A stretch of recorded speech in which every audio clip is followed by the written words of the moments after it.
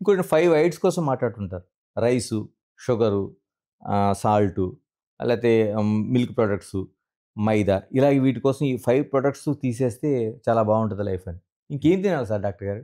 అంటే నేను ఒకటి చూసిందేంటంటే, మనం పరిమితంగా తింటే అన్నీ తీసుకోవచ్చు. ఏం ప్రాబ్లమ్ ఉండదు. మనం కొన్ని బ్యాడ్ ఫుడ్స్ అంటే ఇప్పుడు ట్రాన్స్ ఫ్యాటీ యాసిడ్స్ అనేవి ఉన్నాయి. అవి ఖచ్చితంగా బ్యాడ్. అవి మనకు తెలుసు. ట్రాన్స్ ఫ్యాటీ యాసిడ్స్ అంటే ఏంటంటే రిపీటెడ్‌గా రీహీట్ చేయబడిన ఆయిల్‌లో ఉండే ఫ్యాటీ యాసిడ్స్‌ని ట్రాన్స్ ఫ్యాటీ యాసిడ్స్ అంటారు.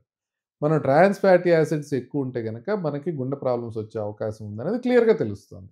సో, అలాంటి బ్యాడ్ ఫుడ్స్‌ని అవాయిడ్ చేసేసుకొని, జంక్ ఫుడ్స్‌ని అవాయిడ్ చేసేసుకొని, పరిమితంగా అన్నీ ఏది తిన్నా కూడా ఒక మాదిరిగా పర్వాలేదు అనేది నా ఉద్దేశం. ఇక మీరడిగిన ప్రశ్నకి తెలుపుయి అన్నీ అవాయిడ్ చేసేయాలా అంటే, వైట్ రైస్ అవాయిడ్ చేయాలా? బ్రౌన్ రైస్ తినాలా అనేది. నేనిప్పుడు ఎందుకు నెయ్యి గురించి చెప్పే విషయంలో ఒకటి చూడండి. మీరిప్పుడు వైట్ రైస్ మానేసి బ్రౌన్ రైస్ తినమని విపరీతమైన ప్రచారం జరిగిందా అవును. సోషల్ మీడియాలో? అవును. ఇప్పుడు బ్రౌన్ రైస్‌లో మనకి టాక్సిన్స్ ఉంటాయి. వాటి వల్ల రేర్‌గా కొంత క్యాన్సర్స్ రావచ్చు అనేది మళ్ళీ ఒక కొత్త పరిశోధనలాగా వస్తా ఉంది. సో, హ్మ్. అందుకోసం అని చెప్పి బ్రౌన్ రైస్ ఇప్పుడు తినొద్దు. మిల్లెట్స్ తినండి. మిల్లెట్స్ తినమంటున్నారు. సో, అందుకోసం అని చెప్పి మనం ఇప్పుడు ఏదో కంప్లీట్‌గా మనం తినేది కొత్తగా రాడికల్‌గా మార్చేసి ఒక కొత్త ఫుడ్ తిని, ఇది తింటే మంచిదయిపోతది లాంగ్ టర్మ్‌లో అనుకోవడానికి ఏమీ లేదండి. ఓకే. సో, అందుకనే మనం తినేది ఇప్పుడు రైస్ ఎక్కువ తింటే కార్బోహైడ్రేట్ మంచిది కాదని మనకు తెలుసు కాబట్టి, పరిమితంగా మనం తినే రైస్‌ని తీసుకుంటూ మనం ముందుకెళ్ళాల్సిన అవసరం ఉంటది.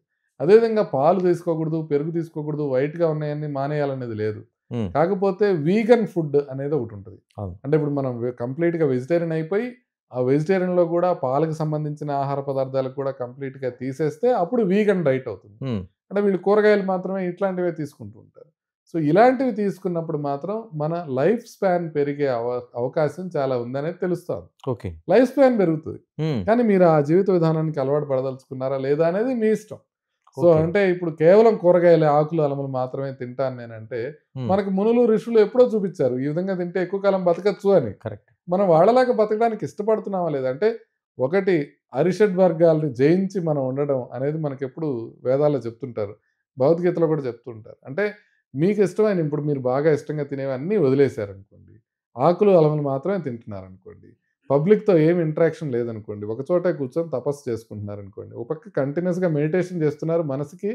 తర్వాత ఏదన్నా చిన్న ఆహార పదార్థాలు తీసుకోవడానికి ఫుల్ తిరుగుతున్నారు, ఎతుక్కొని తీసుకుంటున్నారు. హ్మ్. అంటే మీకు ఫిజికల్ ఎక్సర్‌సైజ్ వస్తుంది. దొరికే ఆహార పదార్థాలు గూడా ఆకులు, అలములే ఉన్నాయనుకోండి. హ్మ్. ఈ రకమైన జీవన విధానంలో మీకు లైఫ్ స్పాన్ పెరిగే అవకాశం 100 ఏళ్ళు